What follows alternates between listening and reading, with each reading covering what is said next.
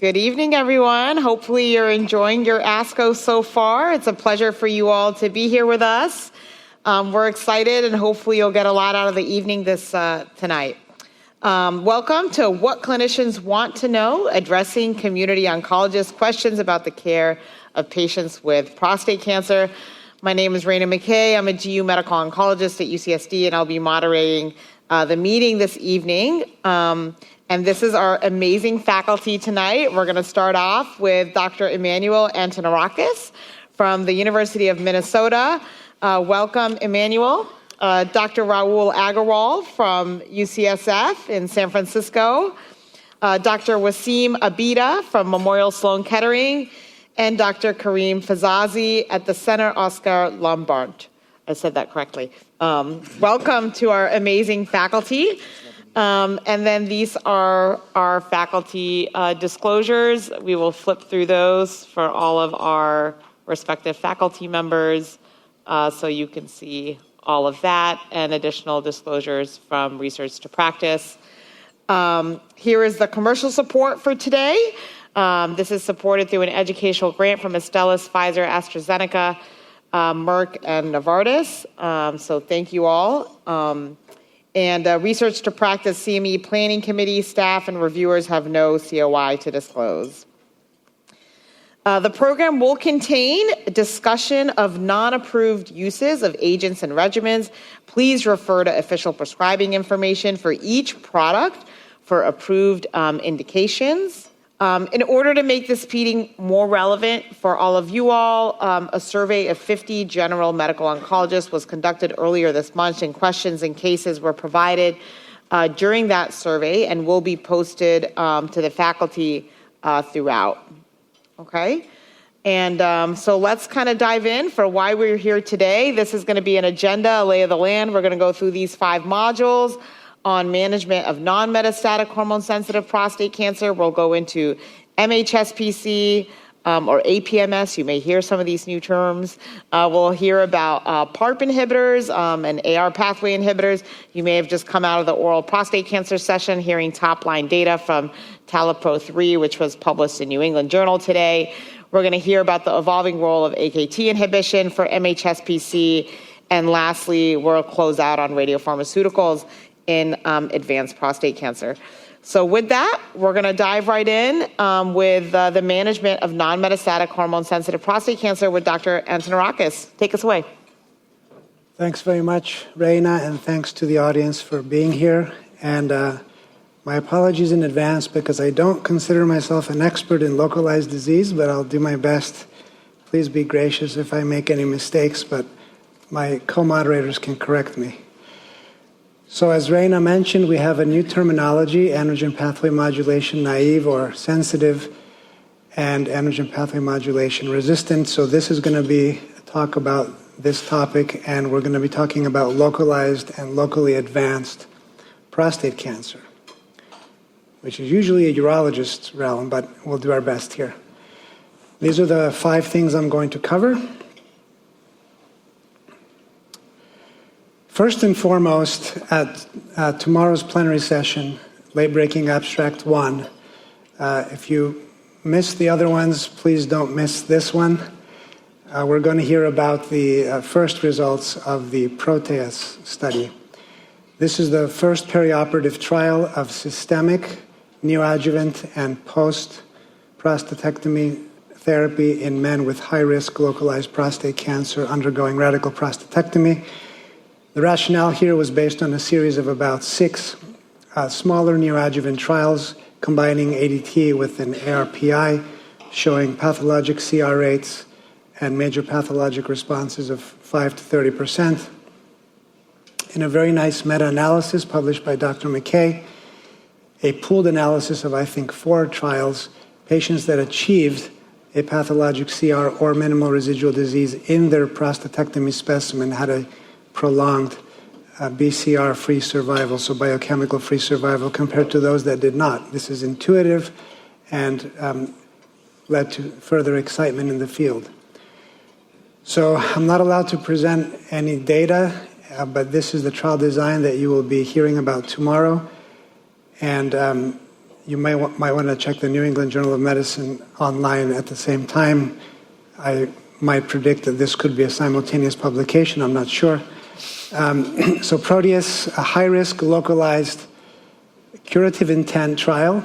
Patients had to have Gleason score 8 and above or Gleason score 7 plus one additional high-risk feature, including, for example, lymph node disease, PSA above 20. Patients were randomized to 6 months of neoadjuvant systemic therapy, followed by prostatectomy, followed by 6 more months of post-prostatectomy systemic therapy. The control arm was ADT alone, androgen deprivation therapy, 6 months before and 6 months after prostatectomy. The interventional arm, systemic therapy plus apalutamide, 240 milligrams orally once daily, 6 months before, have the radical prostatectomy, and then 6 additional months of the combination. 2,109 patients will be presented tomorrow, enrolled between 2019 and 2022. The last prostatectomy was performed in December of 2022. Co-primary endpoints, pathologic CR and minimal residual disease. Second co-primary endpoint, and the most clinically meaningful one, metastasis-free survival, defined for the first time by both conventional imaging, CT and bone scan, or molecular imaging, PSMA PET scan. Secondary endpoints are shown there. And please tune in. We are not allowed to present the results, but you can use your imagination to decide whether this might be a positive or negative trial. And maybe next time we'll talk about the implications of this. What other studies have been done in a similar space? So not in the context of prostatectomy, but in the context of primary definitive radiotherapy. There was the ENZARAD study. This was presented before. Leuprolide plus bicalutamide or leuprolide plus enzalutamide in conjunction with primary radiotherapy. This was a negative study. It did not improve the metastasis-free survival primary endpoint, and it has been presented in abstract form. I do not believe the manuscript has been presented yet. So a negative study with enzalutamide added to ADT in the context of radiotherapy. There's a third one with no results yet, trial in progress. This is ATLAS. As you can see here, this is also based on apalutamide. This is a radiation therapy-based study. Here, the radiation therapy is sandwiched in between the systemic therapy, so patients begin with the ADT plus bicalutamide or ADT plus apalutamide. They get that for about 2 months.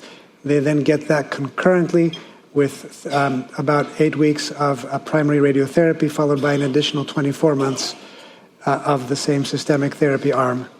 Again, this trial has not reported, but just interesting to know what else is going on in this space. And then finally, Phase 3 DAZO-HiCap, another trial also in progress, high-risk localized prostate cancer. Here, again, this is a primary radiotherapy-based trial with the systemic therapy being leuprolide plus placebo or leuprolide plus darolutamide. So a lot of studies looking at the localized curative intent disease, whether an RP will add to the metastasis-free survival benefit in addition to a backbone of ADT, plus either primary radiotherapy or primary prostatectomy in the case of Proteus.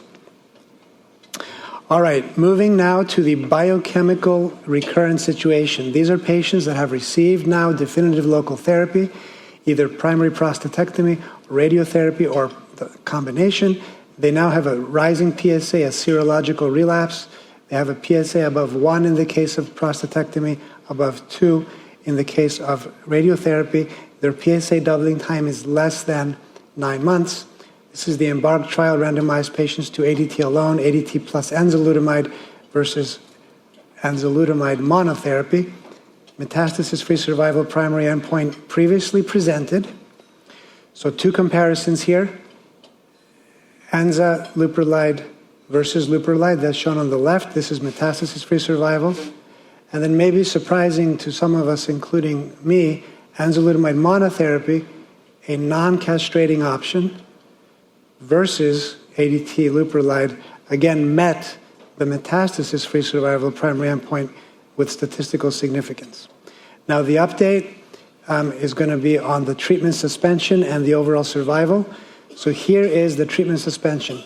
After 9 months of systemic therapy, patients in all 3 arms were allowed to discontinue the treatment if their PSA reached less than 0.2, and then they remained off of the systemic therapy until the PSA level subsequently rose above 2.0. So this graph shows how long was that treatment break in the 3 arms. The treatment break was longest in the ADT plus enzalutamide, where the median time off of therapy was 17 months, so about 1.5 years, 11 months of a treatment break in the leuprolide group, and in the enzalutamide monotherapy, very quick time to end of the treatment break. Overall survival, so this is new. In the combination arm, Enza plus ADT, there was a statistically significant overall survival above leuprolide alone. In the enzalutamide monotherapy, the OS advantage was not seen, even though there was a trend. There were improvements in time to first symptomatic skeletal event. The adverse event profile had more hot flashes in the leuprolide arms, had more gynecomastia and nipple pain in the enzalutamide monotherapy arm, potentially as expected. Moving to the PRESTO study, led by Dr. Aggarwal to my left, similar design, biochemical recurrence. This was post-prostatectomy only, PSA above 0.5, so a lower cutoff, PSA doubling time less than 9 months. 3 arms here, LHRH alone, LHRH plus apalutamide, or LHRH, apalutamide, and abiraterone. I'm going to skip the baseline characteristics in the sake of time. Primary objective was previously presented and published. Time to biochemical recurrence, so PSA, progression-free survival, improved with the addition of apalutamide, but no further improvement was seen in the triplet. So the ADT apalutamide plus abiraterone did not appear to further enhance the separation of the curves. This is the new data now, more distant endpoint, metastasis-free survival. You can see on the left, there is a difference there, ADT plus apalutamide versus ADT. The upper limit of the confidence interval is 1.13, but the hazard ratio is 0.8, relatively compelling. But again, the triplet did not do better than the monotherapy. In fact, the hazard ratio was closer to 1 for the triplet. The adverse events, I would say, were fairly predictable. I'm going to skip this in the interest of time. And then other trials in progress in this space. This is the ARISTEP trial. Here the difference is we're starting with biochemical recurrent patients, but then they must have a positive PSMA PET scan. So negative metastatic survey by conventional imaging, positive by PSMA PET alone. And then they are randomized to 2 years of ADT alone or ADT plus darolutamide. Primary endpoint here is what they call radiographic progression-free survival by PSMA PET criteria, but it's basically a surrogate for what we would have called metastasis-free survival by conventional imaging. And then finally, we have the Primordium study. This is a salvage radiotherapy study after radical prostatectomy. Patients are screened at the time of first biochemical recurrence after radical prostatectomy. PSMA PET positive patients are included in the randomization. PSMA negative patients are just observed. And then in the PSMA positive subgroup, there's a randomization to salvage radiation with ADT, with or without apalutamide. So with that, I think I was almost on time. Thank you so much for that wonderful overview of localized prostate cancer and non-metastatic disease. So it's super exciting to see the changes, and we're going to dive right into our first case. And interested to hear what our panelists would do. So we're going to start with a 74-year-old gentleman whose status primary radiation therapy now has biochemically recurrent disease. He's got a rapid PSA doubling time of 6 months. He's started the EMBARK regimen with leuprolide and enzalutamide, had a good PSA response, and is planning on stopping therapy at 9 months. So how would you manage this patient going forward? How do you employ intermittent therapy? How do you do it in this context? When will you discontinue? When will you resume? Technically, EMBARK only tested one off period. And when they resumed therapy, they resumed continuously until progression. So we'll start with that, and then we can delve into some of the other questions. So Emmanuel, you kick this off. Rahul, why don't you maybe tackle that one first? Yeah, I mean, I think it's a really interesting patient population because the world has changed a lot since Embark was conducted, as well as Presto. And I think the big elephant in the room now is the PSMA PET imaging. And I think that the criteria, the trigger, PSA trigger to restart therapy is now something where we will get PET imaging at much lower PSA levels. And I think that really dictates a lot of what we do with these patients with intermittent therapy. So I have a patient with a really good optimal PSA nadir, absolutely feel comfortable stopping after 9 months.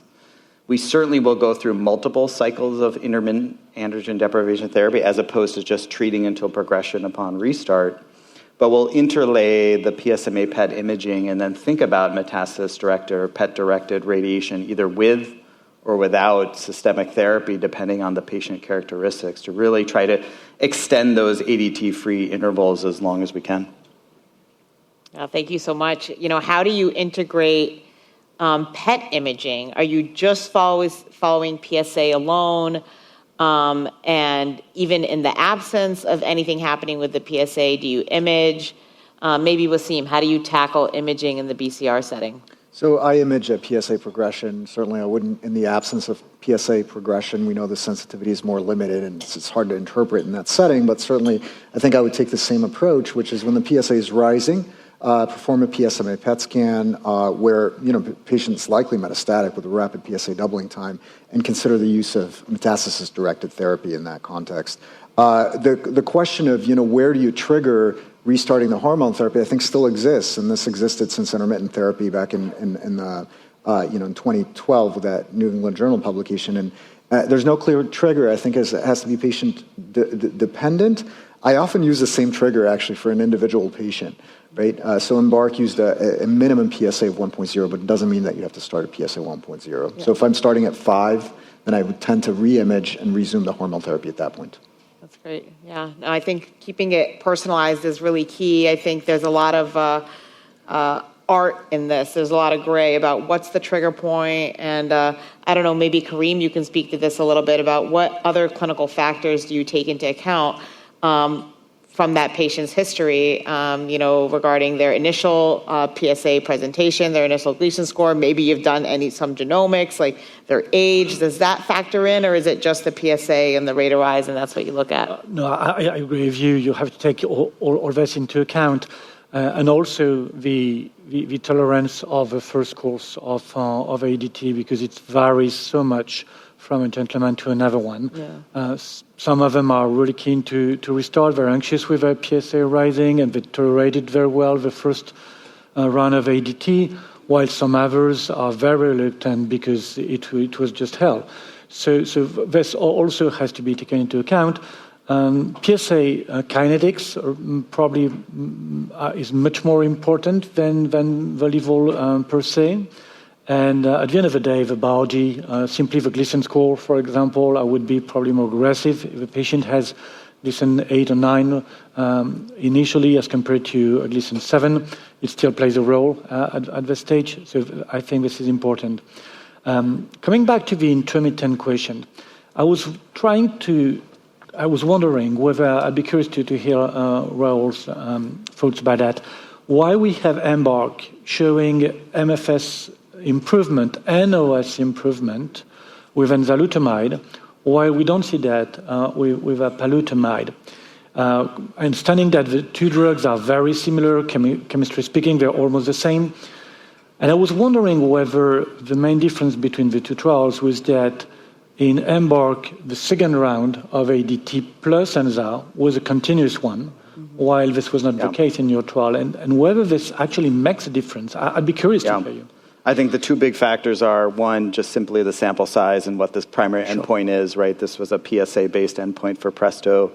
And I think your point is absolutely right, that how much duration of treatment you're providing. Embark, the retreatment period and then treating until metastasis, I think makes a big difference in terms of the effect size. Presto had just one cycle of therapy for 12 months, more pragmatic, and then beyond that was investigator discretion. Right. I think one of the bigger elephants in the room around the EMBARK data has been the exploratory arm of enzalutamide monotherapy. Yeah. And while there wasn't a formal statistical comparison between Leuprolide, there looks to be a signal that potentially, from an MFS standpoint, there's a potential improvement there. So when you have a patient before you and you're actually presenting all of the options, and this gets into the next two questions, do you talk about enzalutamide monotherapy? How do you leverage that? And actually, I'd probably be curious in hearing all of your all thoughts. Maybe we start with Emmanuel, and then we can just walk down the line. Yeah, I think that the promise of enzalutamide monotherapy probably did not deliver what patients had hoped. So the hope had been maintenance or amelioration of some erectile function. That doesn't really seem to be the case that much of the time. The fatigue is still there with the enzalutamide monotherapy. And the gynecomastia risk is enormous, no pun intended, and it's hard to treat and patients don't like it. It can be prevented with prophylactic breast irradiation, but men don't want to have their breasts radiated, and the pharmacological therapies to prevent or treat gynecomastia are not pleasant, and they have their own risks, including DVT risks, things like that. So I think that for me, the nail in the coffin was the lack of an OS benefit. I was using it sparingly in patients that came asking for it. When we had the MFS data showing enza monotherapy better at MFS prevention than leuprolide monotherapy, but now in the absence of overall survival, I try to discourage patients. Thank you. I was going to have all you guys walk through, but you know what? We've got one more case to do, and I want to keep us on time, so we're going to actually just go on to our next case, all right? So our next case is a 64-year-old man with locally advanced prostate cancer, Gleason 8, PSA 45, treated with radiation therapy, ADT, and abiraterone, actually received 3 years of therapy, and then 6 months after stopping, we're seeing a rapidly rising PSA, and he's PSMA PET negative. What do you do next? There's probably a lot of questions about, well, what's going on with this person's T after 3 years of therapy and only 6 months, but maybe we'll start with Rahul. Yeah, I mean, this is a really interesting case because I think, clinically, when we get PSMA PET imaging on most of these folks, we expect to see at least something on the PET scan. So I think even before we think about treatment, I think diagnostically, high Gleason score, pretty high risk at disease diagnosis. This is someone where I do want cross-sectional imaging, and I want to make sure that there's no PSMA PET negative disease, because occasionally that will happen, especially in a patient who's been exposed to 3 years of combined therapy.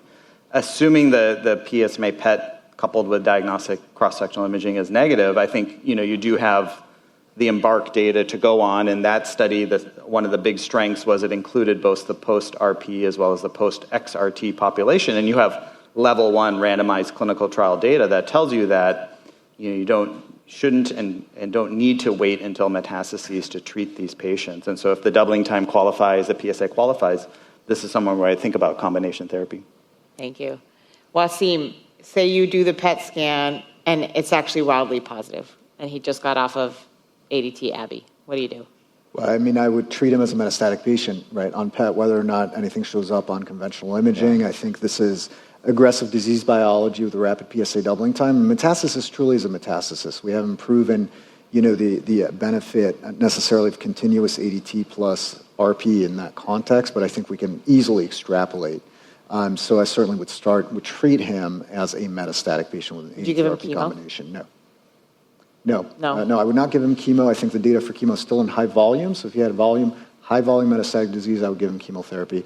We're seeing emerging data from Decipher, today presented at the oral session. That may suggest benefit in Decipher high patients, but that remains to be proven. Okay, I'm going to keep probing here. Now, if he had oligometastatic disease, you just saw like 2 spots. Would you just do SBRT alone without ADT, or would you do No, for a rapid ADT? PSA doubling, I would give it in combination with ADT. I know that there's really very little data on this. We extrapolate. The MDT data is from Stomp and Oriole, really, which didn't use ADT, but there's a survival benefit, I would say, for patients with metastatic disease for the combination of ADT and RP. Now, would I throw in SBRT? Yes, I would. Yeah. Karim. Well, first, this is not a good scenario. I don't know if it's a true patient or not, but in my experience, quite unlikely to see a negative PSMA PET with a rapidly rising PSA in this scenario. But I think, one thing we need to do in this scenario is check testosterone.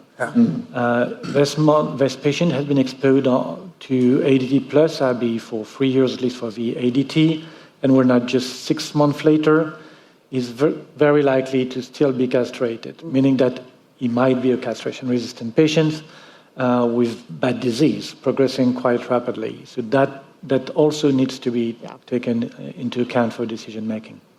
Absolutely. And Karim, why don't you close us out, saving your senior thoughts on Proteus? Well, I'm biased because I know the data, so I think I should not say too much. Anybody want to chime in about your enthusiasm around Proteus? I can chime in and say I'm very looking forward to hearing the data, because we know that patients with high risk, very high risk disease have very high risk of recurrence, and if it turns out to be positive, I'll be in favor in any approach that reduces that recurrence risk. All right. Well, thank you all. That was super fantastic. We're going to go into our next module. Dr. Aggarwal is going to lead the discussion on current and future hormonal treatments in the mHSPC APMS setting. Take us away. Great. Thank you so much, Rana, and thank you all for being here and great discussion so far. So I'm going to cover metastatic hormone-sensitive prostate cancer. I think we're trying to use androgen pathway receptor modulated sensitive, or APMS. So you'll hear me sort of say that sprinkled throughout the talk.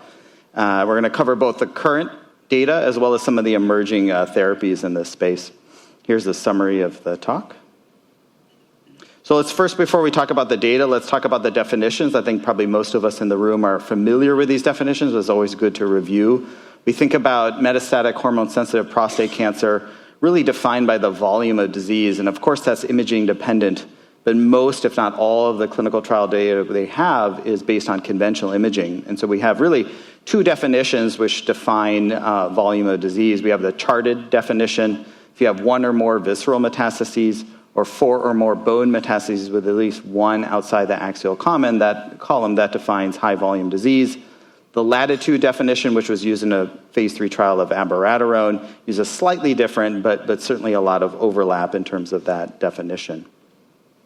And when we look at the prognostic factors, the volume of disease is something we can easily assess in the clinic, as is the timing of metastasis. Is this a patient who developed metastases recurrently after prior local therapy, or did they present at the time of diagnosis? And so you can think about metastatic hormone-sensitive prostate cancer with that kind of 2x2 table: timing of metastasis, volume of disease.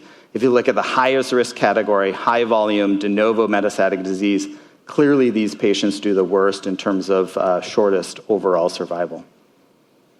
These were data that were just published based on the STAMPEDE cohort, and I think the value add of this study was really kind of doing a deep dive on PSA nadir, which we know is very prognostic in all the phase 3 trial data that we have in the metastatic hormone-sensitive setting. I think the couple of novel things with this study was really looking at the non-metastatic patient population. So even there, the PSA nadir matters.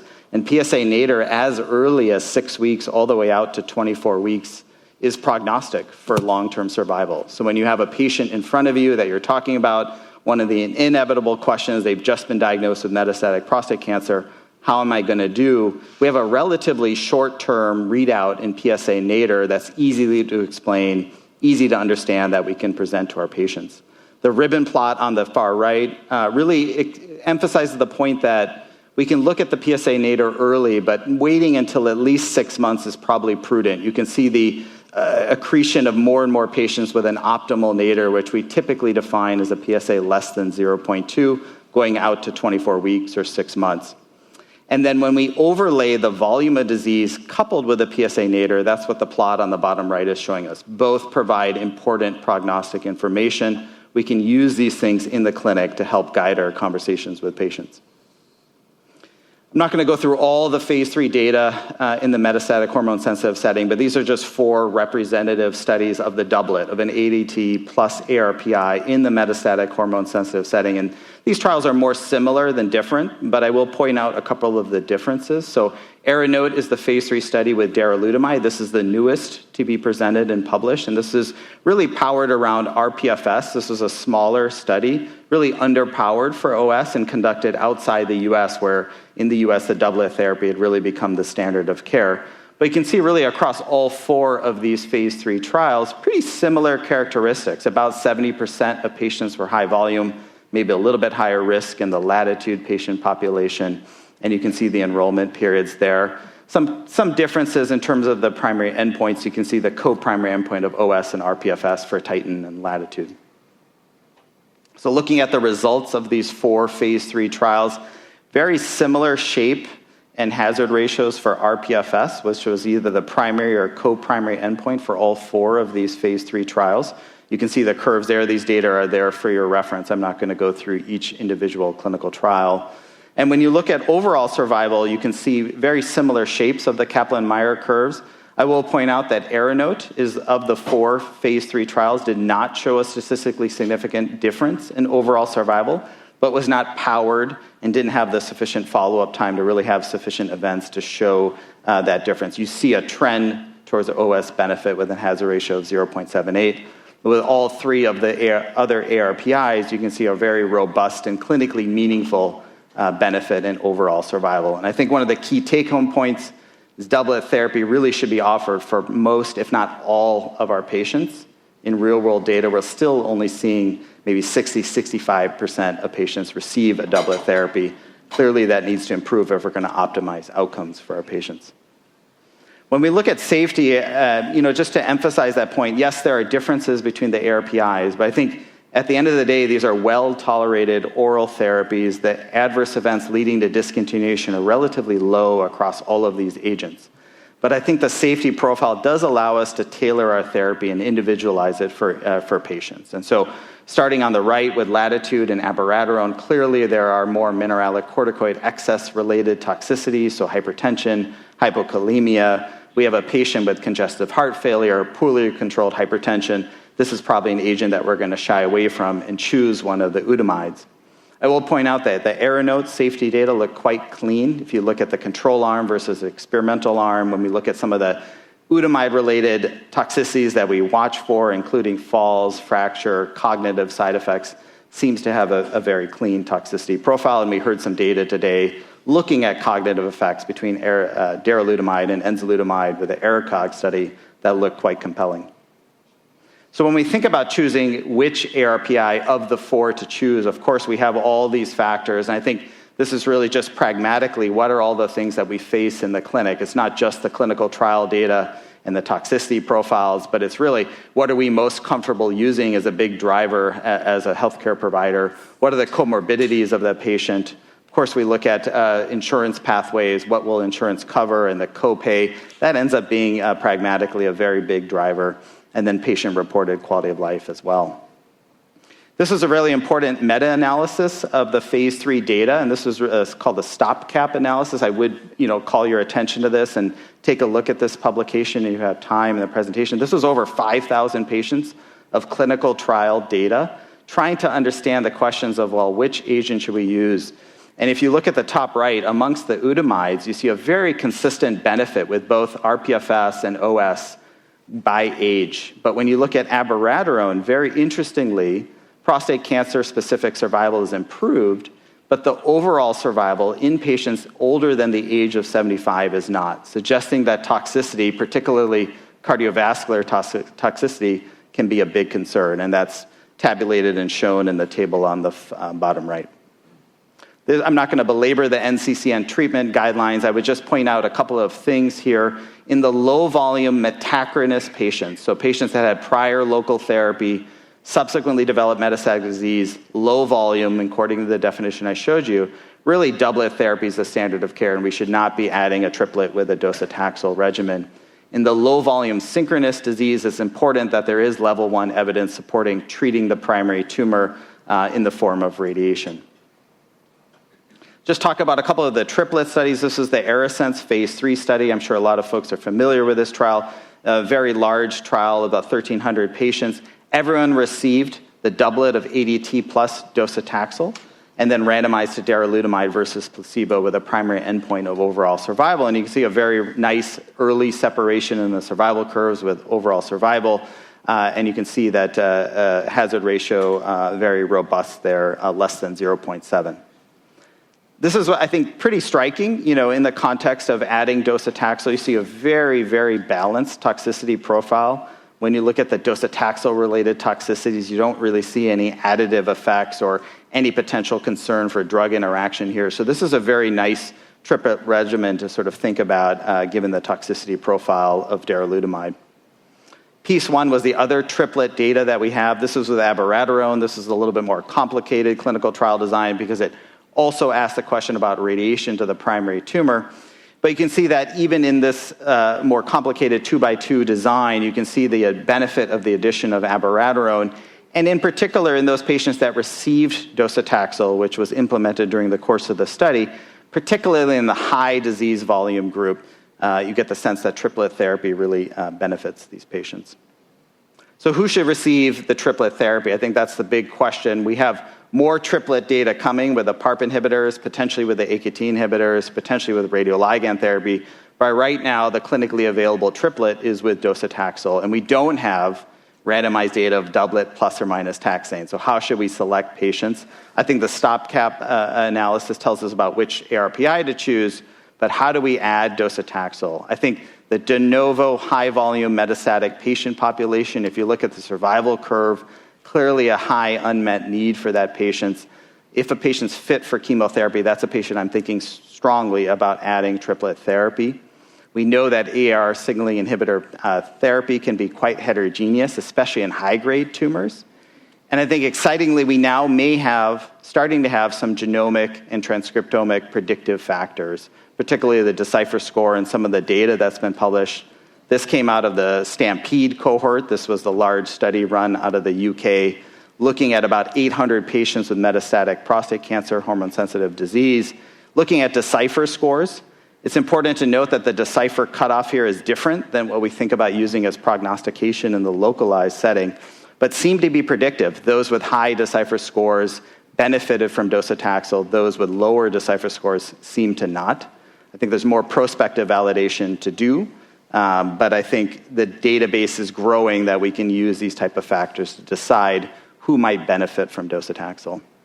Just in the last minute, touch on a couple of novel emerging hormonal treatment strategies. This is CYP11 inhibition with opevesostat. This really blocks pretty upstream. You can see the diagram on the type right for your reference, but it really blocks the entire androgen synthesis pathway. And this is some of the early phase clinical trial data, just showing you the waterfall plots. See robust activity, particularly in the ligand binding domain mutant androgen receptor patient population, just speaking to the AR-driven nature of their disease. And this has really led to multiple phase 3 trials. This is just one example in the mCRPC setting in patients that are taxane naive and may eventually move into the hormone-sensitive setting, depending on how the clinical trial development goes. And then just finally wrapping up with EZH2 inhibition. This is an epigenetic therapy that may prevent some of the resistance mechanisms, may restore tumor suppressor gene action, may prevent lineage plasticity. We have nice randomized phase 2 data that's really led to multiple phase 3 trials, including the MEVPRO-3 study in the hormone-sensitive setting. So I'll wrap up by just saying that doublet therapy really should be the standard of care for everyone, and then selectively we think about adding taxane therapy, and then a lot of emerging therapies. Not the scope of this talk, but clearly this is going beyond hormone therapy to other modalities of therapy as well. Thank you. Thank you so much for that amazing overview. There's just so much happening in the hormone-sensitive setting and layering in of different treatments. We could be in a situation by the end of the year where we've got lutetium, we've got AKT, we've got PARP, we've got DOSI, and how do you pick? So to tease that out, we're going to go into our first case.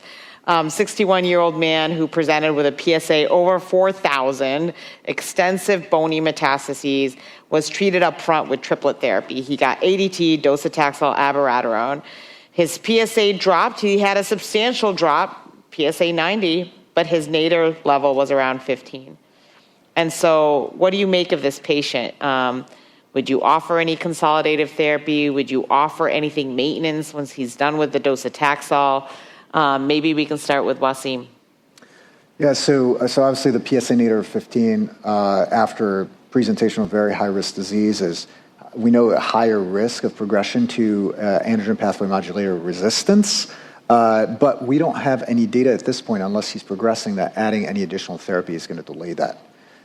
So normally in a high-volume patient such as this, who's received really optimal therapy at this point, triplet therapy, ADT, DOSI, and abiraterone, we would just keep him on abiraterone because we don't have a treatment that's going to improve his survival or outcome until resistance occurs. How would you follow him? So I generally follow these patients. So this patient has PSA-producing disease. There's a sense that patients who present with higher volume disease also have a lot more disease heterogeneity and, potentially could have a higher risk of actually developing these kind of undifferentiated disease states. But I follow all patients really with PSAs as well as repeat imaging at regular intervals. And that includes conventional imaging. So I don't purely rely on PET because of the risk of missing some non-PSMA-producing disease. Would you scan him once every 3 months, once every 6 months? Yeah, I think we see a lot of difference in kind of repeat imaging for these patients. So my approach is really every 6 months in the initial 2 years. Now, in patients who respond well, then I do it annually, but I still do it annually, regardless of the PSA. Yeah. Because again, I consider up to a 10% risk of developing a really non-PSA producing disease. So yes, conventional imaging, CT and bone scan, bone imaging, at least every 6 months initially, followed by once annual in patients who respond. Wonderful. Karim, next question for you. What about biomarker testing? What do you think about this? You've done a lot of work in this space, PARP inhibitors, AKT. What's your approach? Right. Well, first, regarding the clinical management of this patient, I would do probably exactly the same as Wassim just explained.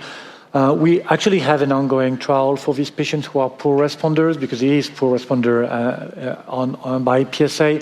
We are randomizing, just continuing the ongoing ADT plus abiraterone or whatever RP patient is receiving, versus the same plus lutetium PSMA. So trying to intervene early to try to postpone progression and hopefully death. We have emerging data showing that if you scan these patients, they do have residual disease on PSMA PET, even when they have much lower levels of PSA. So it probably makes sense to try a PSA targeting agent. Now you're right. We need much more biology. That's crystal clear. Either a baseline, and if not done at this time, probably it's a right time to consider doing an NGS. Is likelihood to have either a BRCA or an HR alteration is clearly there. Also, this population of patients is enriched in PTEN deficiency, and all those might be targetable alterations. Also, because he's been already sometimes on abiraterone, he might start developing AR mutations, which clearly appears while on AR targeting pressure. And we have emerging, I think you just showed that, emerging data showing that third generation AR targeting can be very active in patients with AR mutations, including the CYP11 inhibitor that we just developed, but also some other drugs. So I agree. It would be very timely to start looking at his biology before it's too late. Wonderful. And then the last question, and I will actually piggyback to that, both germline and somatic tumor profiling for this gentleman, right? Would you all agree? Agreed. Yes. And then Emmanuel, if you want to add, when do you add docetaxel? Do you do it up front, or do you say, I'm going to start them on an ADT ARPI, and if they have a suboptimal response, I'm going to give them DOSI later? I do it up front. I wait 4 to 6 weeks until after the hormone therapy begins. Synchronous high volume would be the no-brainer if the patient is fit and willing. In addition, anyone that has symptomatic bone disease, anyone who presents with a spinal cord compression, anyone who presents with epidural disease in the spine or brain, anyone who has a liver metastasis, anyone who has a RB1 genetic mutation or loss, anyone who has P53 and P10 combined loss. Thank you. All right, we're going to go to the next case. We actually got 4 cases to go through. We've done one of the 4, so we'll get through it, okay? 67-year-old man with progressive urinary symptoms, nocturia, intermittent pelvic discomfort, fatigue, he gets a PSA check. He's been in and out of the urologist's office. 92 is his PSA. He's got an elevated alphos. He's anemic. Imaging, conventional imaging demonstrates pelvic adenopathy, has 2 sclerotic bone lesions in the pelvis and in the thoracic vertebra, has a biopsy done on his prostate demonstrating a Gleason 8 disease. He's technically low volume. So doublet versus triplet. Rahul, what do you think? This is like the, low volume, but, you're tempted here. This is a patient with high-risk disease, Gleason 8. I would definitely want to know the genomics for this patient. I would want to, even though we don't have the prospective validation, I probably want to know the Decipher score, because this is a patient, less than the age of 70, assuming he's fit. He's symptomatic from his disease, where I would be really, really kind of inclined to give triplet, and I'd be looking for sort of that would be the default, and I would only want to not give the triplet if their genomic factors really pointed me in a better risk situation, because I suspect this patient has high-risk disease. So I would lean towards a triplet. Awesome. Wassim, what do you think? If you told me this imaging alone, I would lean towards low volume and metastasis-directed therapy, but something isn't right. The mild anemia suggests more bony involvement. I certainly would want to make sure that this patient has a PET scan, because it seems that there's more disease than it seems, and I would be inclined to be more aggressive and not use metastasis-directed therapy, but use more systemic intensification. What do you make of the urinary symptoms? He's presenting with de novo disease. I know we don't have his MRI imaging to take a look at this. And we, don't have the results of his rectal exam to see how bulky his primary is. What is your thoughts around treating the primary tumor here? For me? You know what? I've been peppering you too much. Karim, what do you think? First, I would be keen to use triplet systemic therapy in this gentleman. He seems not to be in a good shape. 67 de novo, which is very important. And at the end of the day, there is no big difference between 2 or 3 bone metastases and 4 or 5. Just not true. The main difference is really between de novo and recurrent. De novo is just bad. And I agree with what was said. If this is based on bone scan, we're probably missing a big part of the disease. The benefit of triplet therapy is actually very similar across the board in patients with de novo disease in both low volume and high volume. There's no heterogeneity, just that there are less events in the analysis when they were done, so that it might be significant or not significant, but really the trend is exactly the same, and the interaction test is negative. So I would be quite comfortable recommending a triplet systemic therapy, and quite comfortable recommending radiation therapy as well. Clear signal, well, very significant to be honest, in terms of local control, and that is also true across the board. You may have just 1 or 2 metastases or 100. The radiation therapy will provide you a strong local effect to prevent local progression, which at the end of the day are just awful when they occur in the castration-resistant space. So yes, free drugs and radiation therapy would be my advice, and more to come with the biology, and hopefully we will. Will you radiate the Mets too? Total consolidative therapy, radiate the Mets? Or get a PSMA PET scan? I agree with Wassim. We need a PSMA PET or never imaging to better understand what's ongoing here, because you might just irradiate 2 spots where there are 20. Yeah. Any preference, Emmanuel, on choice of agent? Are all ARPs created equally? We've seen some real-world data emerging around apalutamide. What is your preferred strategy here? If I'm going to use a triplet with docetaxel, I'm going to select either ADT abiraterone docetaxel or ADT darolutamide docetaxel. And in the case of a doublet, I would, all 4 are correct options. I personally like ADT plus darolutamide. I don't like apalutamide as much because of the rash, and I don't believe any real-world studies.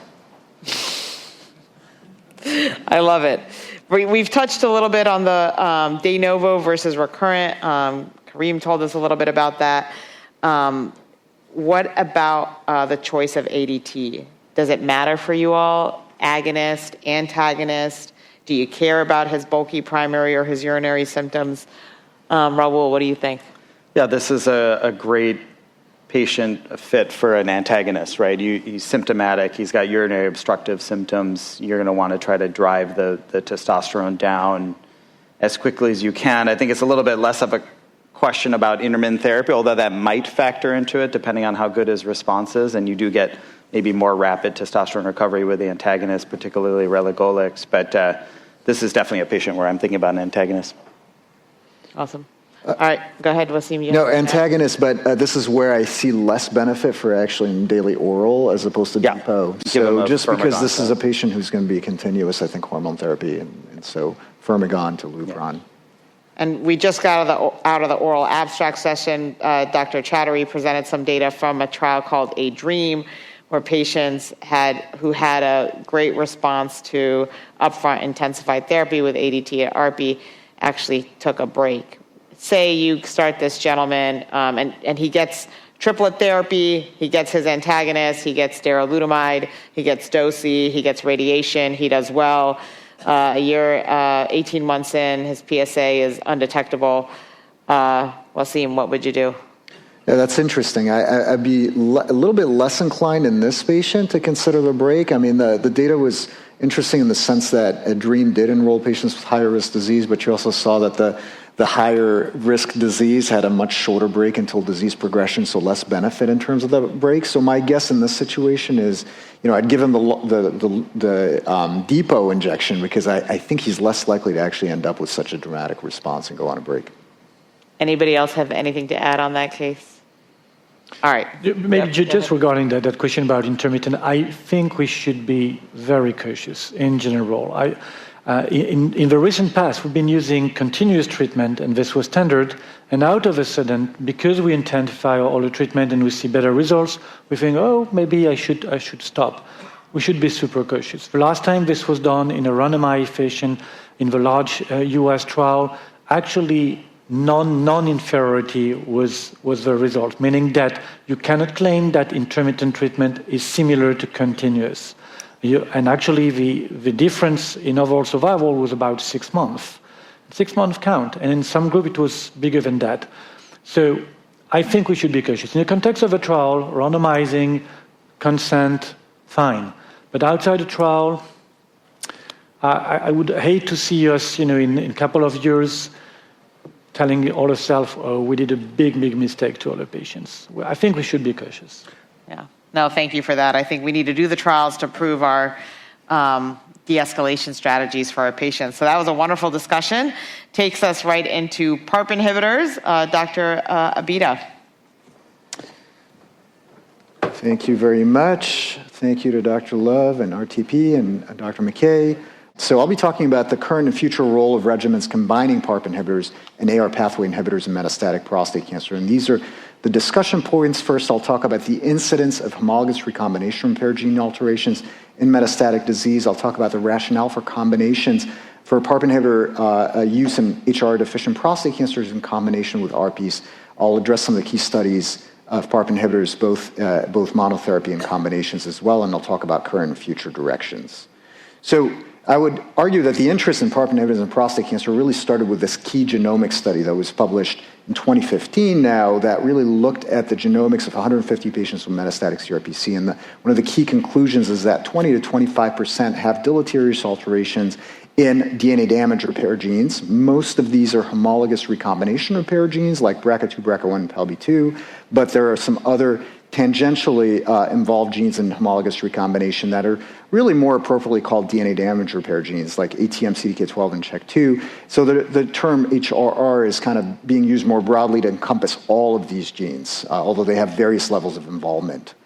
And why was this interesting for PARP inhibitors? Because, of course, PARP inhibitors were developed specifically to target homologous recombination deficiency. So this is a nice figure that illustrates that. So cells accumulate single-strand breaks. If you use a PARP inhibitor, those single-strand breaks develop into double-strand breaks. A normal cell would repair that by homologous recombination repair, but a deficient cell, like a BRCA-mutated cell, cannot repair it. It'll accumulate these double-strand breaks and die. This is a very elegant kind of synthetic lethality model for PARP inhibitor use in homologous recombination deficiency. And this led to the initial monotherapy trials of PARP inhibitors in advanced metastatic CRPC. So the first one to report was Triton-2, which was a monotherapy single-arm study of rucaparib in selected metastatic CRPC. And this is the key figure or table from that paper that showed a RECIST response rate of 50-55% in BRCA2, BRCA1 mutated metastatic CRPC. And this led to the initial FDA approval of a PARP inhibitor for metastatic CRPC. And shortly after that, Profound reported its results. This was, unlike Triton-2, this was a randomized study of olaparib versus a physician's choice crossover of an ARPI in selected metastatic CRPC. It was actually used a panel of 13 genes that were either directly or indirectly involved, and it showed a PFS and subsequently survival benefit for olaparib compared with that physician's choice control, and that led to the second FDA approval of a PARP inhibitor for metastatic CRPC. This was as monotherapy, obviously. Now, what about the rationale for combining PARP inhibitors with ARPIs? Well, there's at least likely to be an additive effect of PARP inhibitors and ARPIs where both agents are individually active. Now, certainly ARPIs are active in most prostate cancers, regardless of HR gene mutations, in a ARPI deficient, in an ARPI naive context. And HR mutation we just talked about sensitizes to PARP inhibitors. So there's at least likely to be an additive effect in the HR mutated context. But there also may be a synergistic effect of PARP inhibition ARPIs in non-HR deficient contexts. And some of the preclinical data that suggested that was, number one, that AR inhibition modulates the expression of HR genes in some prostate cancer cell lines, and the combination of ARPI and PARP inhibition has synergistic effect in some HR proficient prostate cancer models. But again, this is all preclinical models, so it has to be interpreted with caution and needs validation in clinical contexts. So, but this hypothesis led to the design of 3 phase 3 studies in first-line CRPC, which I'll talk about. The first one is PROPEL. PROPEL was a study of olaparib and abiraterone acetate in first-line metastatic CRPC. It was a phase 3 study. It was randomizing abiraterone alone versus abiraterone plus olaparib. It did allow prior ARPI, but it was really designed and run in the time before ARPI being given for metastatic CSPC. So nearly 0% had an ARPI before reaching metastatic castration-resistant prostate cancer. And this was a study using that synergy hypothesis, that the combination would be effective regardless of whether the patient had HR mutations or not. So it was an unselected study, and the genomic profiling was done retrospectively as exploratory analysis. And so it was really designed to be an unselected study. The primary endpoint was RPFS. And what the study found is that there was an RPFS benefit in the overall population, but it was really driven by the HR mutated subset, and specifically by BRCA2 and BRCA1 mutated. And you can see that really, you can see the curves diverge on the left side for the overall population, but diverge much better for HR mutated subgroup. And if I'd shown you the BRCA2, BRCA1 data, they would diverge even more. So ultimately, the FDA approved the combination specifically for BRCA2 and BRCA1 mutated first-line metastatic CRPC, although it was an unselected study. The second study that I'm going to talk about here is Magnitude. This was abiraterone with niraparib instead of olaparib. Again, a phase 3 study in the same patient population, first-line metastatic CRPC, randomized to receive Abi alone or Abi plus niraparib. It also allowed a prior ARPI, but very few patients had received a prior ARPI. So it's really an ARPI-naive patient population. Unlike PROPEL, this study was designed to look separately in 2 separate prospective cohorts stratified by HR gene status. So there was an HR mutated cohort and an HR non-mutated cohort to ask that synergy question. The primary endpoint was also RPFS. And what the study found is that in the HR mutated cohort, specifically patients with BRCA2, BRCA1, it again saw a clear benefit. You can see the Kaplan-Meier plot for PFS on the left side. The benefit was greatest in BRCA2, BRCA1 mutated patients, even though there was some benefit in the HR positive cohort entirely. And so the FDA granted approval for BRCA2 and BRCA1 mutated first-line metastatic CRPC. So you had 2 approvals of combinations for BRCA2, BRCA1 mutated first-line metastatic CRPC. Now, the HR non-mutated cohort here, I'm not showing you Kaplan-Meier plots because they were never shown. The study stopped enrollment early for futility. There was no benefit seen at all. So there is no Kaplan-Meier to report. And then the third study, TALAPRO-2, is talazoparib plus enzalutamide in first-line metastatic CRPC. Again, a phase 3 study in the same line of treatment, first-line metastatic CRPC, this time randomizing enza alone versus enza plus talazoparib. Again, allowed a prior ARPI, but very few patients had gotten it. This study was unselected, but with very careful prospective stratification for HR gene status. The primary endpoint was rPFS with a key secondary endpoint of OS. This is the Kaplan-Meier curve for rPFS, which showed rPFS benefit for patients with any HR gene alteration and the FDA-approved combination for HR gene-mutated first-line metastatic CRPC, but now across 12 genes that were counted as HR genes in this patient population. And I have to give credit to the TALAPRO authors, and Dr. Fizazi was the key author of this subsequent paper that showed a gene-by-gene benefit, or that was very interesting analysis because the devil's in the detail. The greatest benefit was in patients with BRCA2 alterations. For the first time, we saw a sign of benefit in patients with CDK12 alterations and PARP inhibition. So that was very interesting data to see, but there was no apparent benefit in patients with ATM, CHEK2, genes that are indirectly involved in homologous recombination repair. So it was really enlightening to see this data emerge here on a gene-by-gene level. And ultimately, also, survival was reported. This was the first PARP inhibitor combination study to show an overall survival benefit in the HRR-deficient population. So where are we now with the combinations? First of all, the combination of PARP inhibitor and ARPI is appropriate for patients with HR-mutant first-line metastatic CRPC. You've got 3 different combinations. Abi and niraparib and BRCA2, BRCA1 mutated, Abi and niraparib also in the same population, and enza and talazoparib in a panel of 12 genes, but the benefit of the combination is unclear in ARPI-treated patients, which is nowadays should be most patients, as few patients should be developing castration resistance being ARPI naive.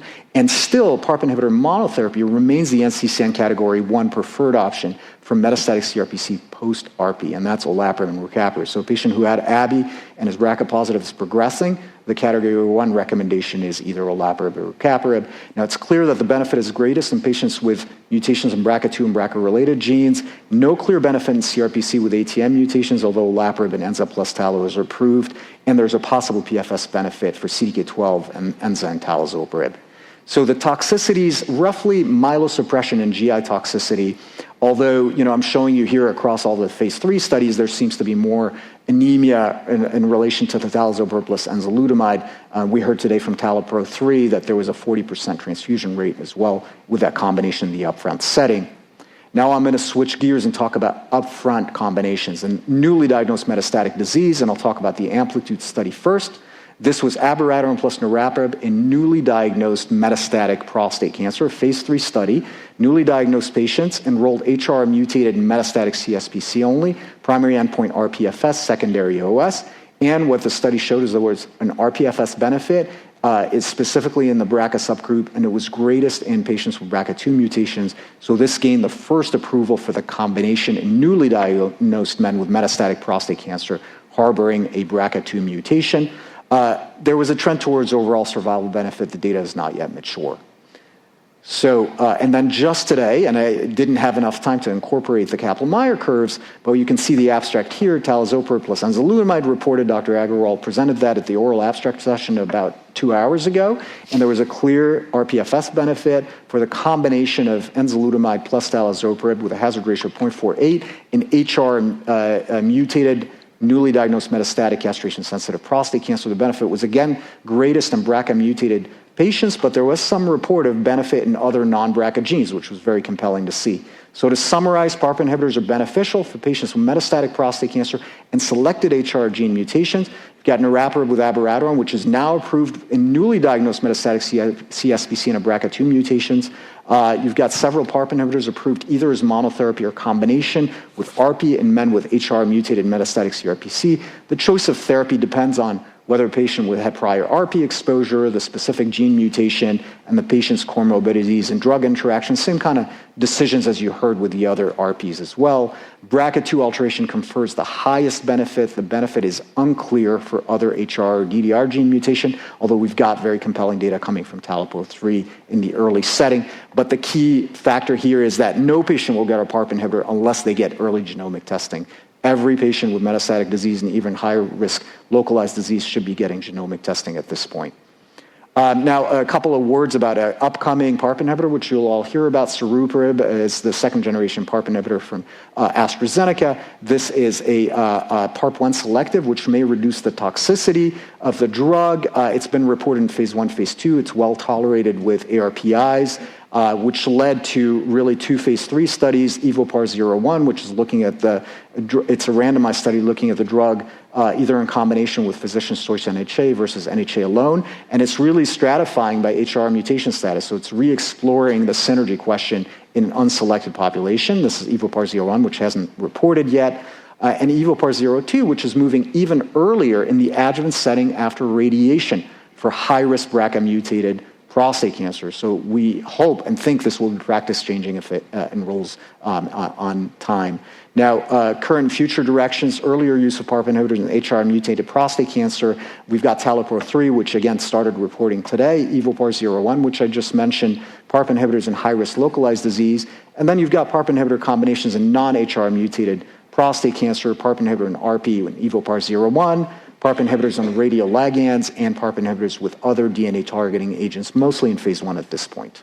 That was a lot of material, and I'll end here. Oh my gosh, Wassim, that was like a tour de force, and hopefully not too much at you. A lot of really emerging data. Thank you so much for sharing. Hot off the press, TALAPRO-3.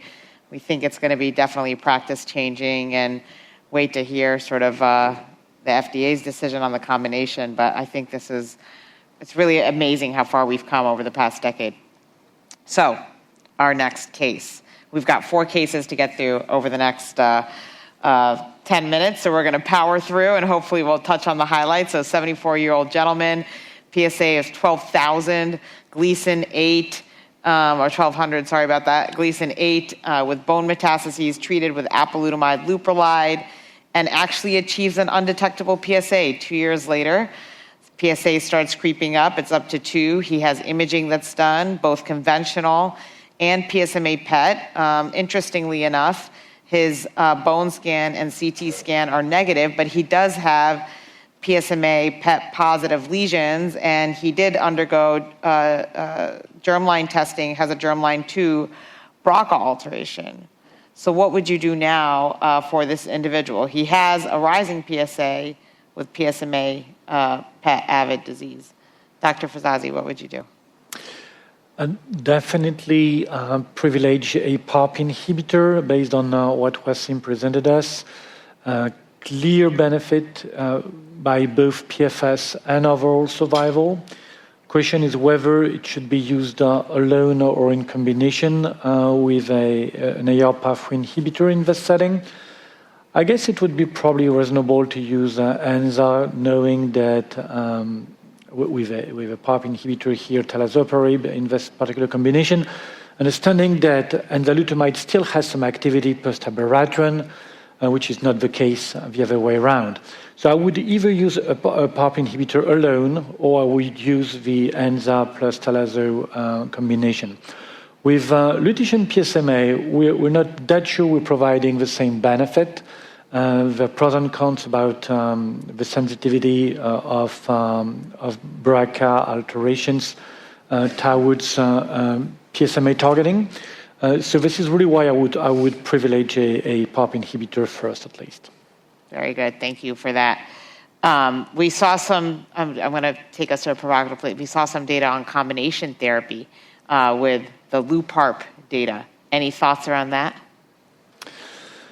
Well, the issue is that we don't have phase 3.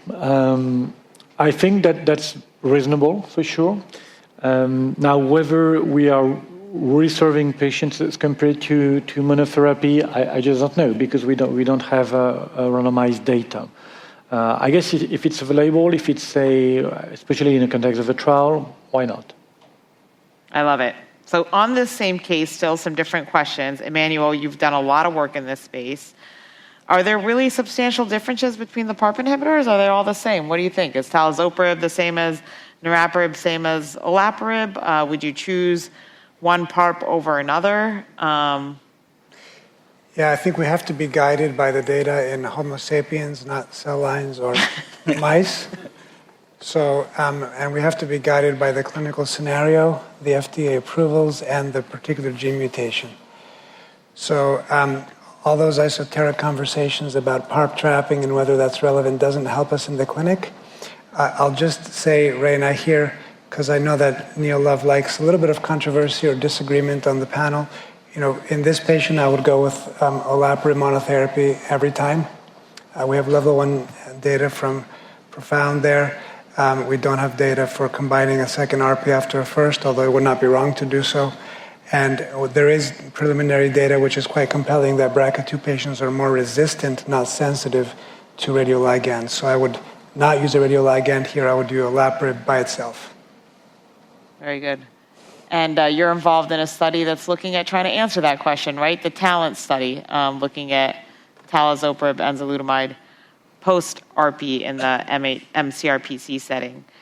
Rahul, what are your thoughts around PARP inhibitors for hormone-sensitive disease? Obviously, this is a little bit different scenario. Technically, this individual with a rising PSA above nadir, he meets the definition of castration-resistant disease as even with a biochemical recurrence. That's mCRPC in this context. But what would you consider for him if he were to be hormone sensitive and you knew up front that he had a BRCA2 alteration? Yeah. I think the first thing is just what Wassim said right at the end is that testing is so important here. These are newly diagnosed patients, so getting both the germline and somatic testing is critical. Otherwise, you're not going to know. And I would say that the PARP inhibitor trials in the hormone-sensitive setting were done in the contemporary way with a control arm of an ADT plus ARPI doublet, and now you're adding a PARP inhibitor on top of that backbone, and you're seeing clear overall survival benefit with a BRCA2 altered population. So in that subgroup of patients, at least what we have available now in the clinic, it'd be Abi and niraparib, and that may change with the TALAPRO-3 data coming out, but this is the subgroup where you're thinking hard about that triplet. All right. I love Neil, and I love these cases. Wassim, this is going to be all you. 65, just getting you ready, okay? 65-year-old gentleman with a history of CLL, on surveillance, develops early-stage prostate cancer. It's dealt with radiation, but unfortunately has a relapse, has bone mets, lung mets, lymph node mets several years later, and ends up undergoing germline testing along the way because he's got 2 malignancies and found to have a germline PALB2. So now you basically have him at mHSPC with a germline PALB2. What would you do? Yeah, so we know a lot less about PALB2 because it's pretty uncommon, right? But we do think of it as pathogenic along the same lines of BRCA2 alterations. Yeah. Typically, it's biallelic loss, and it does seem to, and I say that with a caveat because the numbers are pretty low, confer reasonable sensitivity to PARP inhibitors. That being said, at this point, there is no approval in the newly diagnosed metastatic setting. The only approval is for abiraterone and niraparib for BRCA2 mutated castration-sensitive prostate cancer. Now, if I recall, actually from the TALAPRO-3 data today, there wasn't even necessarily, the numbers were too small to interpret for PALB2, and probably Dr. Fizazi can comment on that as well. Yeah, no, you're absolutely right. The numbers are low, and actually the analysis was not done because the numbers are low. But if you look at the number of events, it's impressive, actually. There's 0 event in the PALB2. I can't remember the exact numbers. It's like 0 event out of maybe 10 versus, I can't remember the exact number to be fair, but almost all our patients in the control arm progressed. Mm-hmm. So it's really big, but the numbers are so small, you're not allowed to analyze it. So I'm with you. I think we should treat patients with PALB2 alterations. We just need to have probably more patients to make sure what I'm saying is true. So I would, at this juncture, unfortunately, because we don't have an approval, I wouldn't. It would be ADT plus, it would be standard care therapy. But if there's an approval for HR, across HR panel, I think PALB2 is a very BRCA2 similar gene. Great. All right, great. We're going to get to the next question. We can talk about GI prophylaxis at a different time. So we've got a 69-year-old man, CRPC, germline BRCA2, had biochemical and radiographic response to olaparib, but he's required serial dose modifications, struggled with fatigue, anemia, thrombocytopenia, intermittent neutropenia. So what's your strategy for approaching these individuals? With a PARP inhibitor, do you do intermittent PARP? Do you, how do you dose adjust, dose modify? What do you do to support these individuals? Maybe Rahul, if you want to start to tackle this one. Yeah, I mean, I think that, this is not uncommon. The grade 3 anemia rate Wassim showed, it's not uncommon that we need to temporarily dose interrupt, transfuse. The good news is that the hematologic recovery tends to be relatively quick when you dose interrupt. But if you've done serial dose reductions, you've gone down to the lowest, approved dose reduction level. Yeah, I think then in the context of a deep response, certainly you can think about intermittent therapy. If you're still running into trouble with cytopenias, yes, I do think about switching, for example, from olaparib to rucaparib or one of the other agents, just to see if you get a little bit better tolerability there. What's your strategy for surveilling? How frequently do you bring these patients in for CBCs? Do you let them coast? Do you check baseline iron panel and replete them? Like, what do you do? Do you use EPO? We're using a lot of EPO now for HIF2 alpha inhibition with kidney cancer. Yeah. I don't use EPO, but I do get frequent CBCs early. Most of the anemia occurs early, and you'll know it early, and it's hard to predict.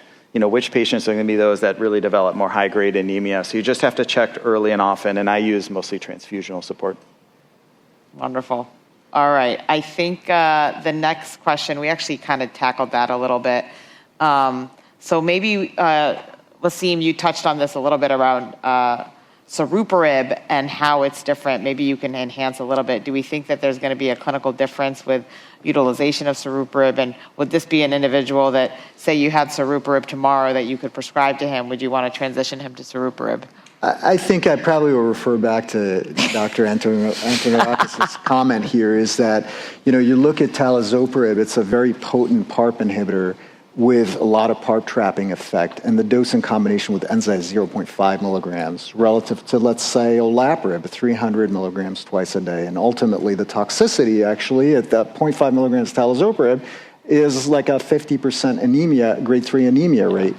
So, ultimately, when you give these drugs to humans, I think you have to wait and see what the toxicity looks like. There is a class effect of PARP inhibitors. Oh. So we'll have to see, ultimately.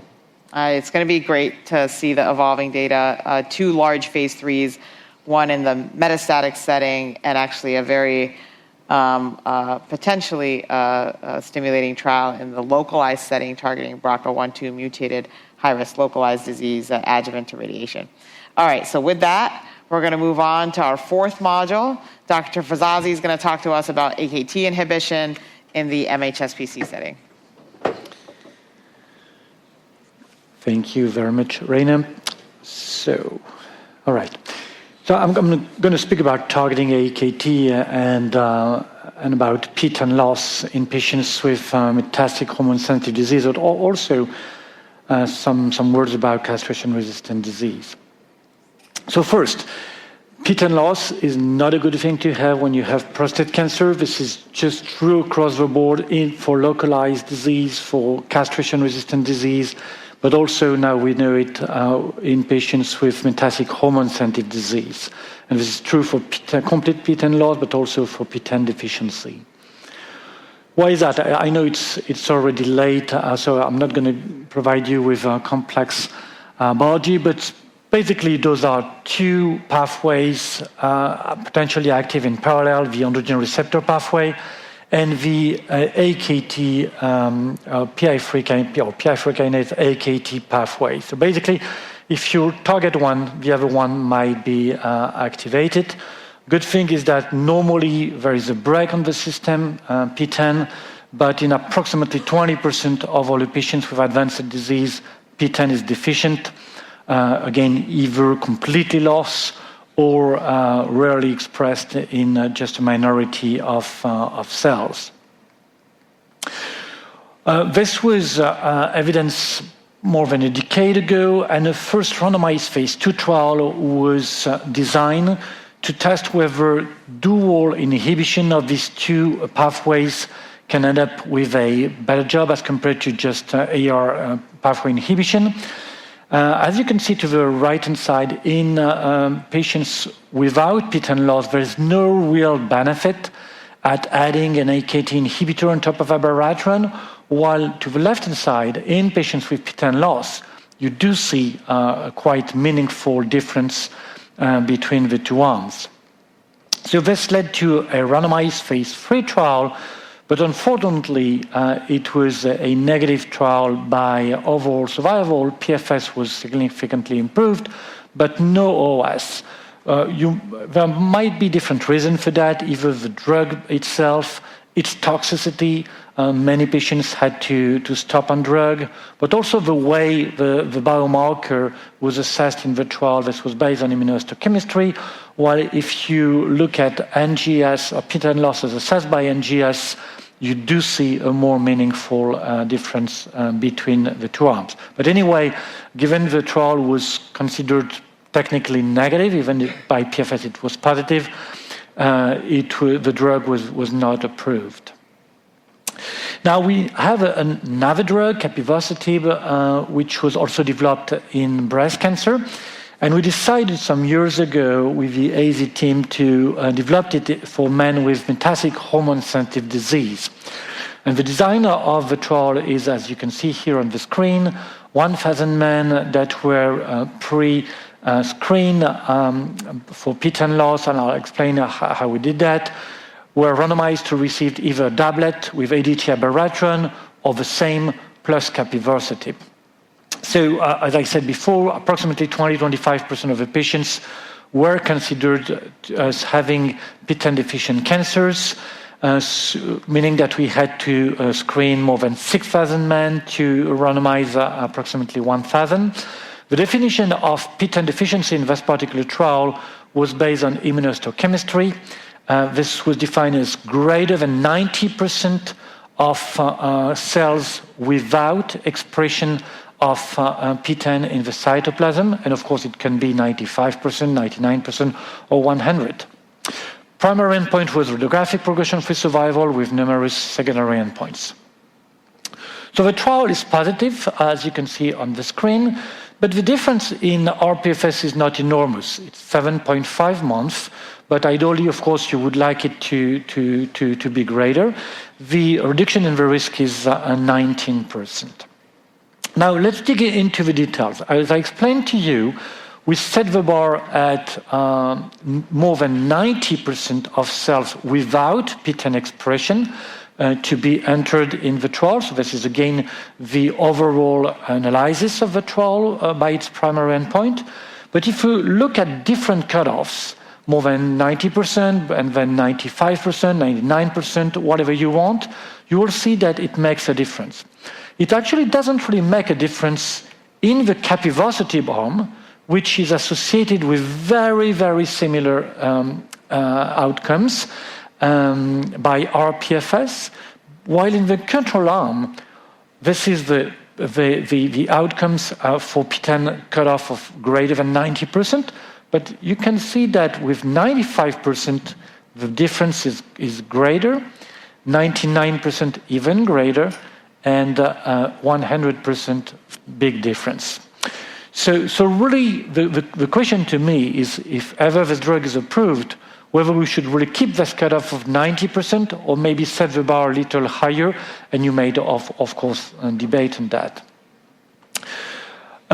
This came together with at least a trend in terms of symptomatic scattered event-free survival, and the data might not be completely mature at this point. This is still early analysis with approximately 3 years of follow-up. But you can see, I'm showing that because I think this is meaningful. This is directly measuring the benefit to patients symptom-wise, as opposed to rPFS, which at the end of the day is about just an image.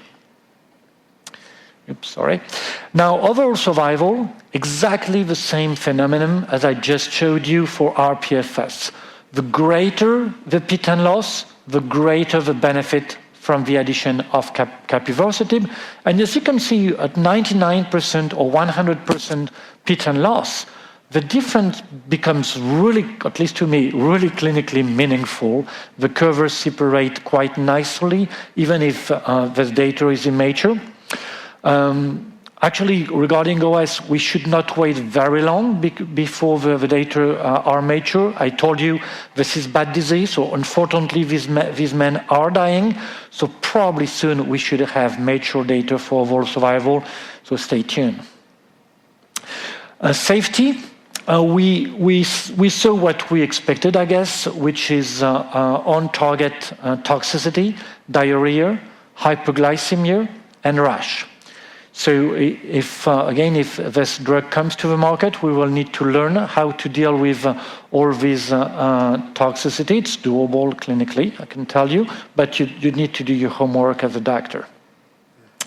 Now, very interestingly is when you look at the time to deterioration in quality of life, and you will see that there is some deterioration in the quality of life in the very first weeks or months.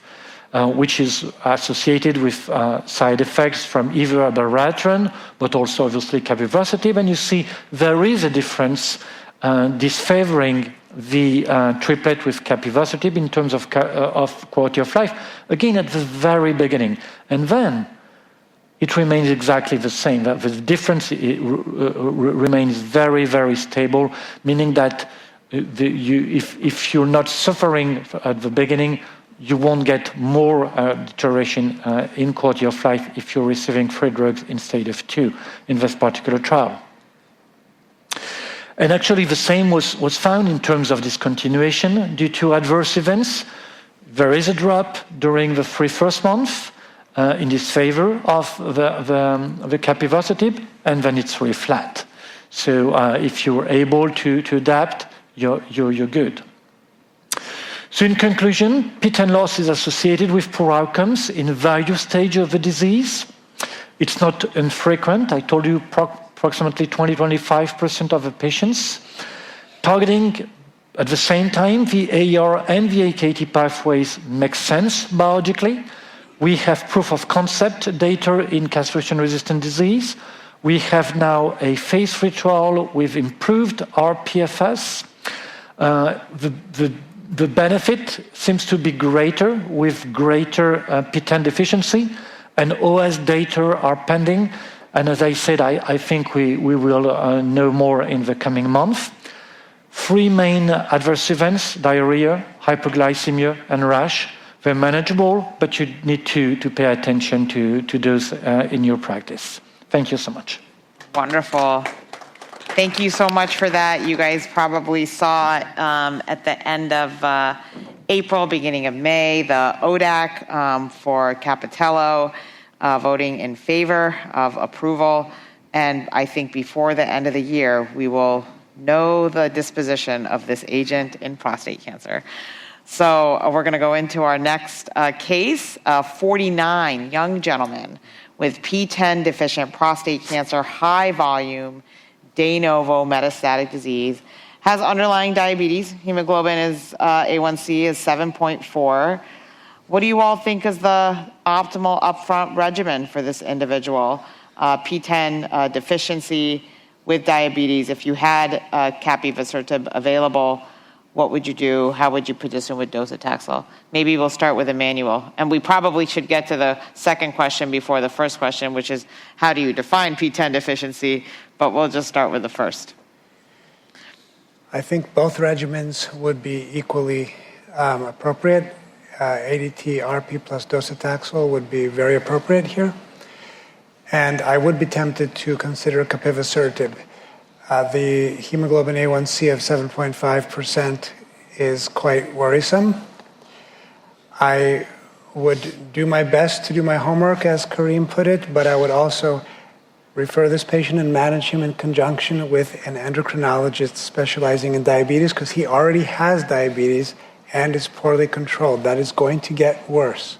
It's going to get significantly worse. So that patient would need to be prepared for insulin, changing insulin doses. I would also like to look at the NGS-based analysis. The FDA approval, if it comes, will be based on IHC, but we have other data suggesting that actually the pathway addiction is even greater if you have an activating AKT1 mutation or activating PIK3CA mutation. That will not be on the label, but I would be even more tempted to use that drug in a patient that has, the activating mutations instead of just loss of the repressor of the pathway. Thank you for sharing. A little bit about somebody with existing diabetes. It's one thing to take an individual who already has diabetes, has information about it, is checking their blood sugars, at least has the scope of knowledge, they're clued in. They may even have a glucose monitor. Now we've got these on-body monitors that you can just literally buy on Amazon.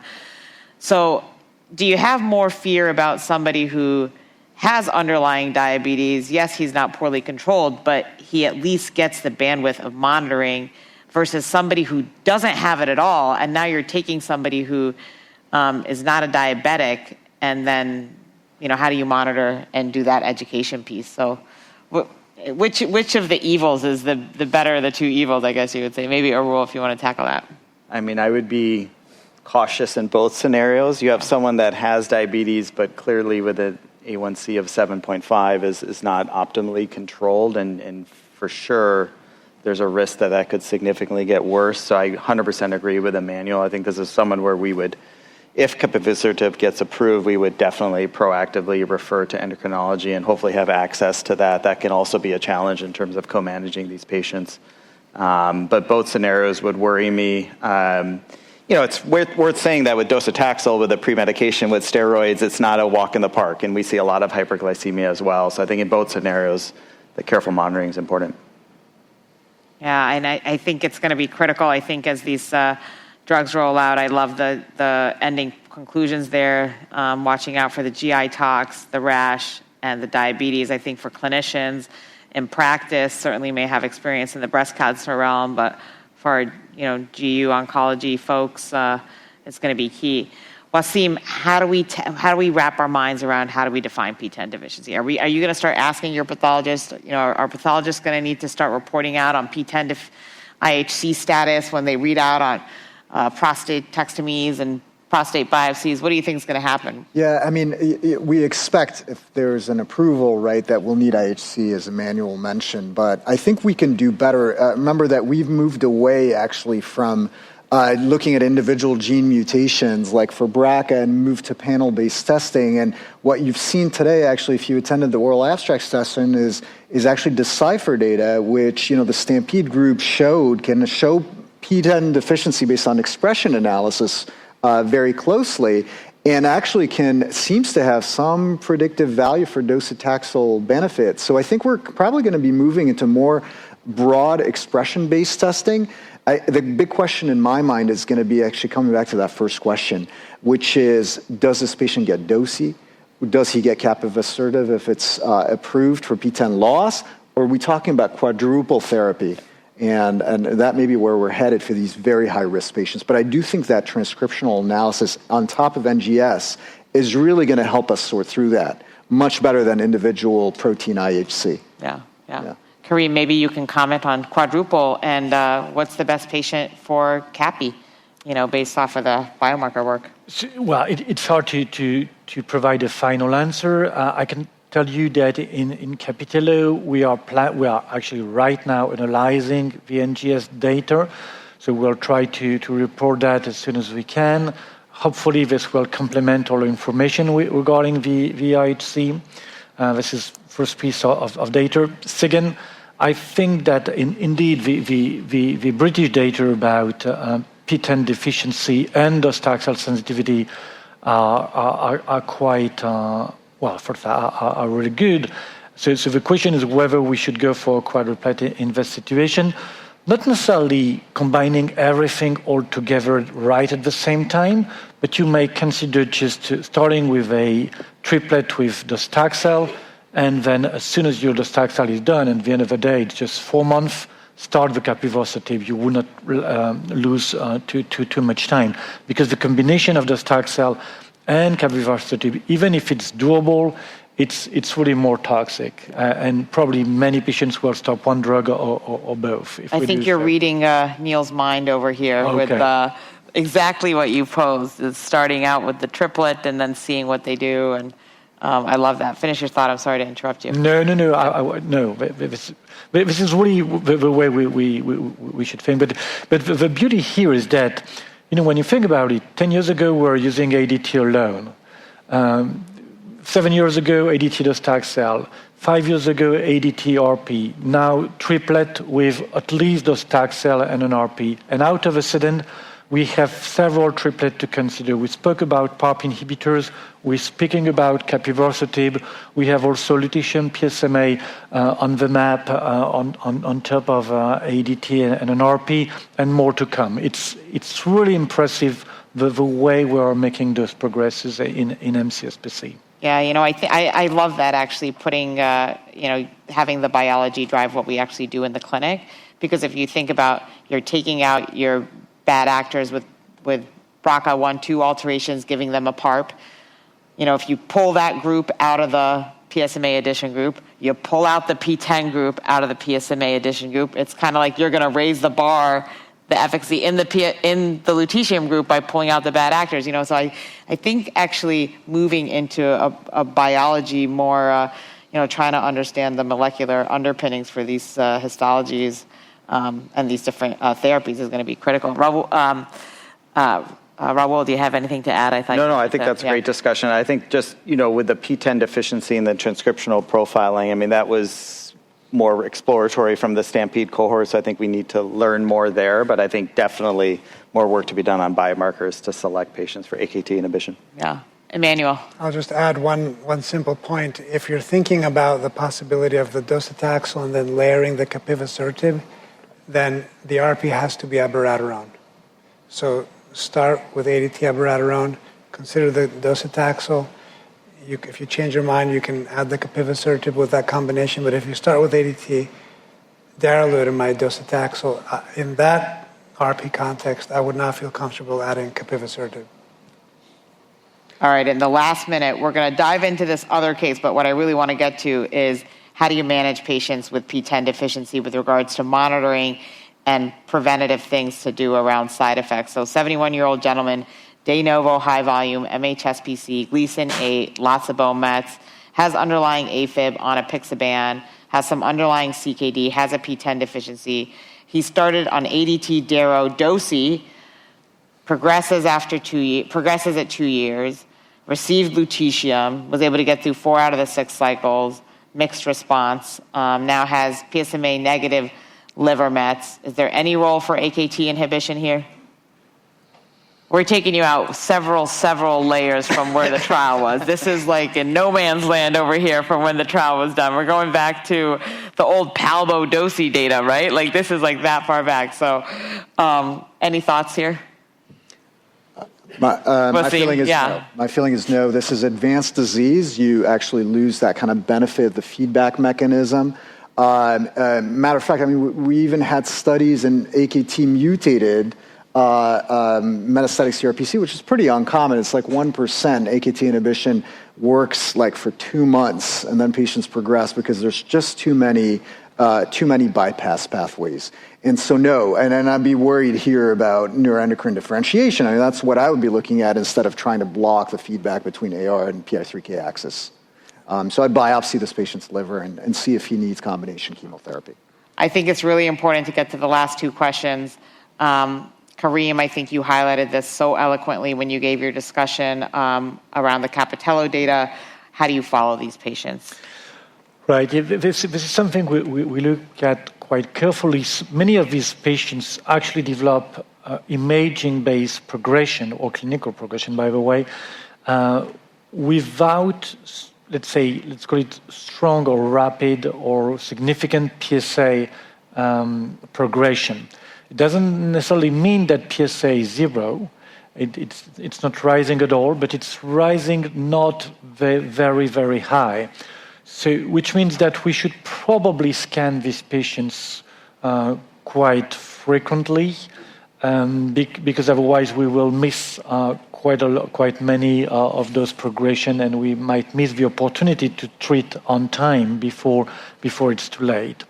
We're trying to dig into the details, try to figure out how many of these patients truly have zero PSA rises when they progress versus how many of them have some degree of PSA rises, and I really don't have the exact numbers as I'm speaking, but my recommendation would be if you're following these patients with PTEN deficiency, make sure you scan them. And would you give everybody that you give a prescription to for capivasertib a prescription for some Imodium? Answer is yes. All right, great. Yes. All righty, so with that wraps up our AKT session, taking us into our final module. I'll be going through the radiopharmaceutical data and prostate cancer across the spectrum. So first we'll kind of dive into, well, what is a radiopharmaceutical? We've heard a lot about these conjugated therapies where you have some sort of payload, whether it be an ADC, whether it be a radiopharmaceutical with a linker and some kind of molecule that targets the tumor. So you have a radioactive compound. There's a lot of different radioactive compounds that this could be. This could be a beta emitter, an alpha emitter, a linker, and we say here targeted molecule, it could even be a monoclonal antibody, small peptide. There's lots of them that are in development. So just to kind of give you all a framework. And really what catapulted us into a field of radiopharmaceuticals in solid tumor malignancies, radium-223, it's a naked radionuclide. It's not a targeted molecule per se, like what I just showed you. But this was the first radiopharmaceutical to actually demonstrate an improvement in overall survival in any context. The Alsimca trial resulted in a statistically significant improvement in OS, symptomatic skeletal-related events in patients with advanced metastatic CRPC with bony metastases, and this was published in 2013. And we've since evolved from that time. I want to highlight here the PEACE-3 trial. The top-line data were presented at ESMO last year, and the overall survival data recently updated at ASCO this year. This was a trial that took patients with metastatic CRPC with bony metastases. They were asymptomatic to minimally symptomatic, which is a little bit different from the Alsimca population, which had more symptoms, an ECOG of 0 to 1, no prior treatment with enzalutamide or radium, and no known visceral metastases. They needed to stay on ADT. Now, this trial was largely conducted in the era when we were not escalating therapy in the mHSPC setting, so the bulk of individuals that were enrolled onto PEACE-3 actually were coming on to PEACE-3 having progressed on ADT monotherapy. Patients were randomized 1-to-1 to treatment with enzalutamide, with radium-223 versus enzalutamide alone, with various stratification factors. The primary endpoint was rPFS, and at the time that the trial was enrolling, very early on in the trial, we saw data from the ERA study of radium-223 with abiraterone, demonstrating an increased risk of fracture that was associated with the combination in the absence of a bone-protecting agent, and a protocol amendment was pursued, mandating an OTT in the absence of contraindications, and to mitigate that risk. You can see the baseline characteristics of these patients, and you can also see their burden of metastases. The bulk of individuals were on osteoclast-protecting agent. This was a positive trial. It met its primary endpoint, demonstrating a statistically significant improvement in PFS. Here before you is the final OS data. The curves initially crossed, violating proportional hazards, and needed further maturing. And you can actually see that there actually is a statistically significant difference between the overall survival, 38 months compared to 32 months, with a hazard ratio here of 0.76. And you can see the breakout of the different landmark OS here. And then here is the final rPFS data. You know, this is really quite impressive. There was no rPFS that was actually reported in the original Alsimca trial, and to demonstrate a statistically significant improvement in rPFS at final analysis here, hazard ratio 0.71. All right, we're going to move into building off of that backbone of where radium got us, but you've heard a lot about lutetium PSMA-617. This is a targeted radioligand therapy for PSMA positive mCRPC that basically targets PSMA that's expressed on the cell surface of prostate cancer cells. PSMA is expressed in other areas as well within the body. When the small molecule binds to the PSMA protein on the target, it's endocytosed, and the radiopharmaceutical or the radioactive particle, beta particle, is released inside the cell, causing DNA damage. And so the first trial that ultimately led to the entry of lutetium-617 into the landscape was the VISION trial. This trial enrolled patients that had received a prior ARPI, at least 1 or 2 prior taxane regimens. They needed to have PSMA PET positive disease by gallium imaging, demonstrating the absence of PSMA negative disease and looking at uptake that's enhanced of a background of liver. Patients were randomized 2-to-1 to lutetium versus standard of care.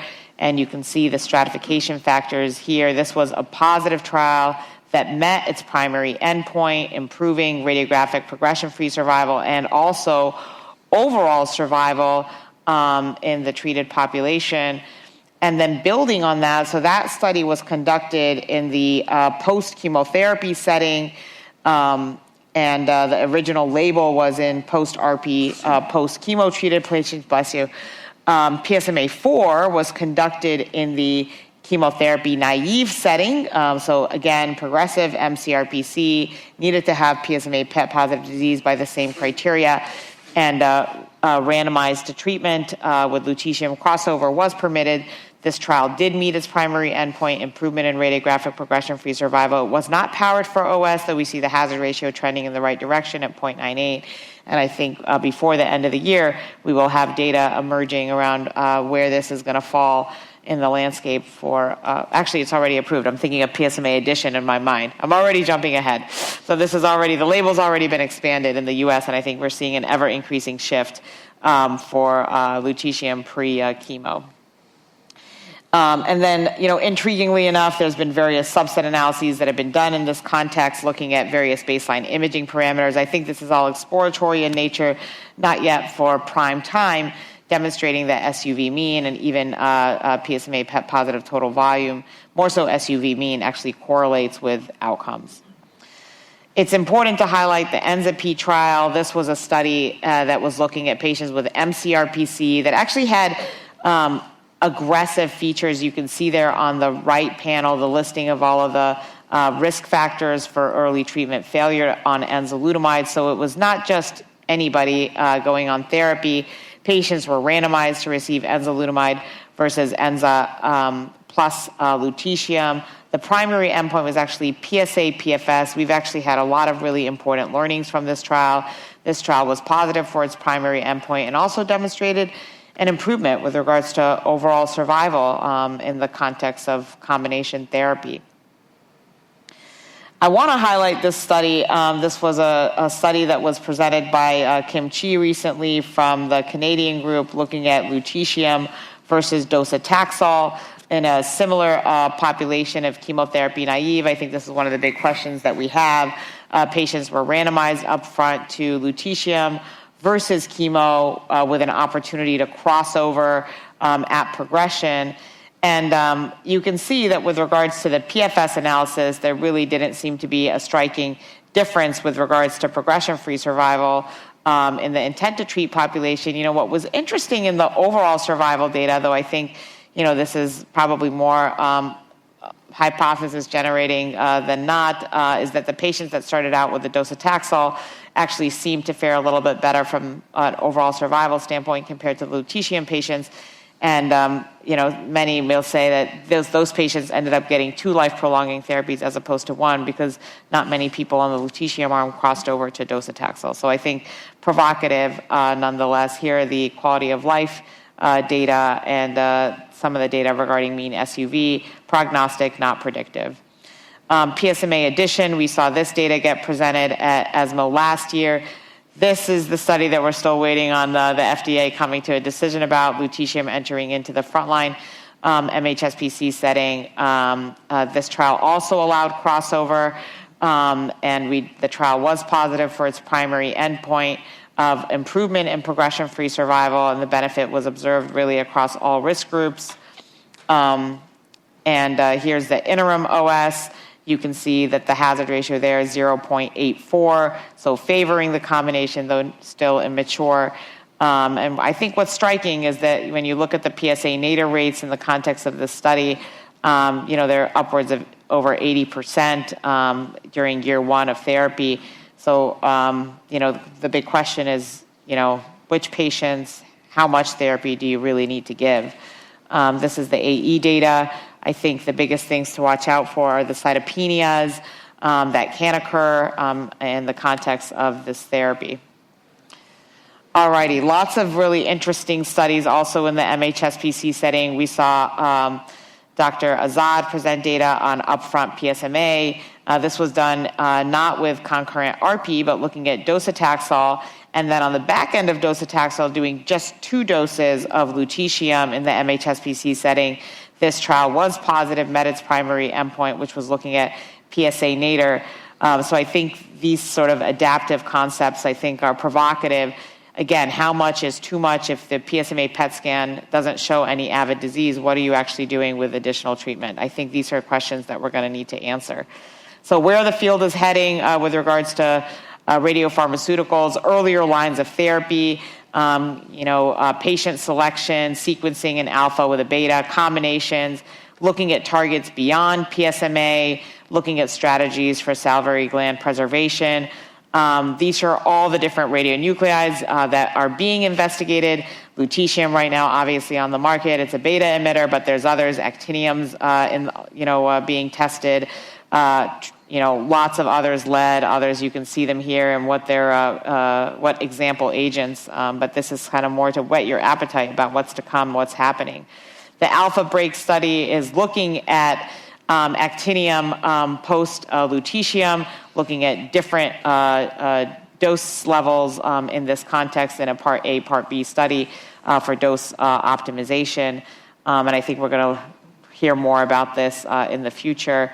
I'll highlight here our reciprocal trial. This is currently accruing through the cooperative groups. I think that in many places outside the US, Australia, and others, they've already adapted this principle for patients that have a dramatic PSA decline or at least have a negative SPECT, post-imaging SPECT, basically doing more adaptive dosing based off of PSA.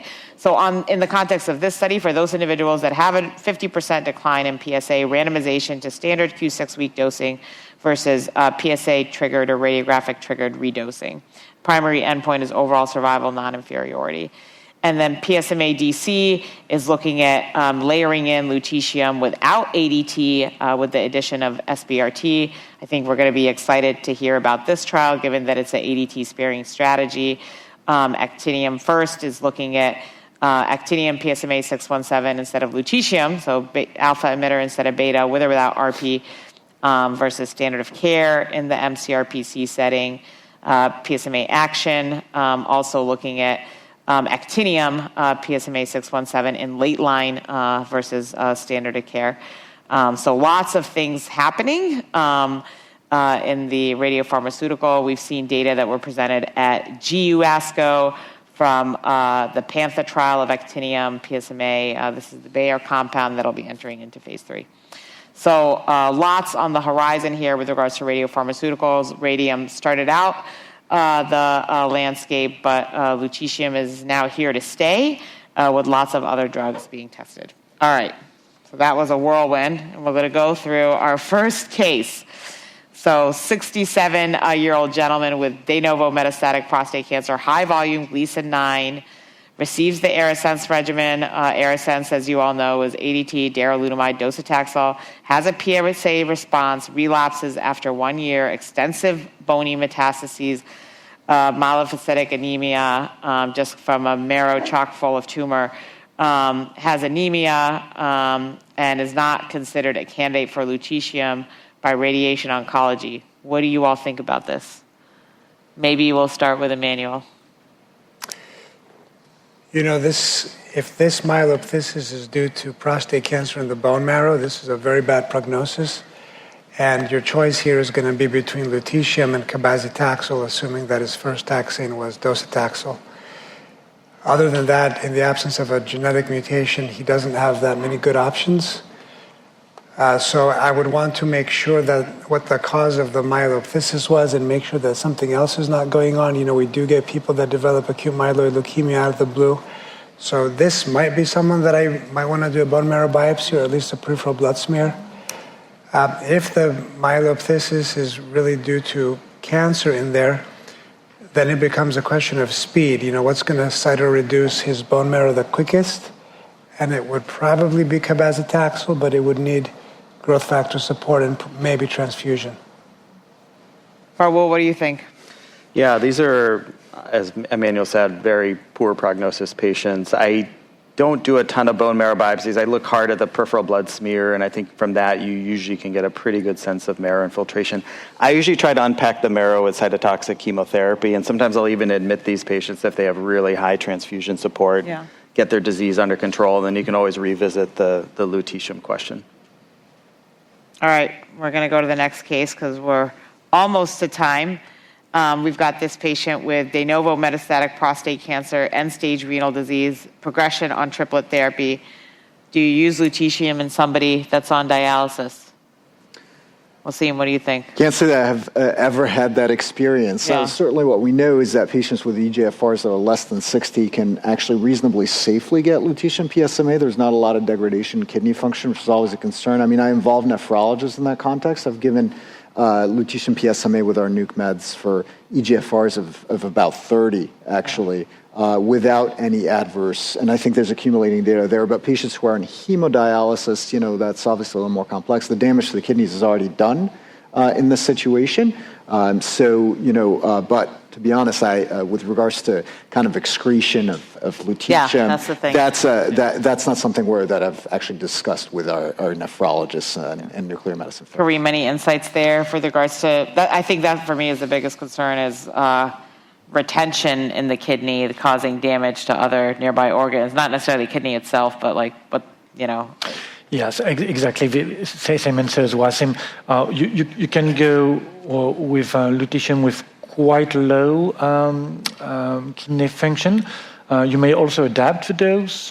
This is, again, the standard dose is X, but in some patients, and this was also the case for patients with bone marrow failure, you can potentially simply lower the dose to try to be on the safe side.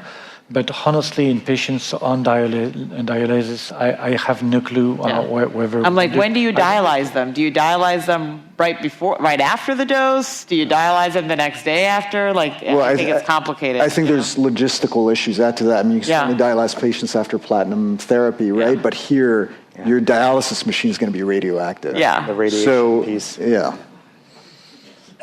All right.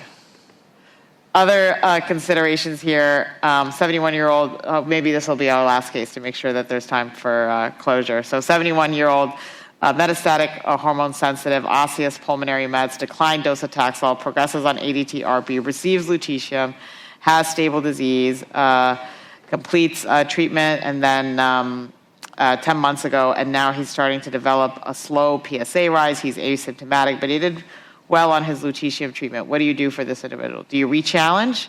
Do you do a taxane? What are you thinking? Karim, go for it.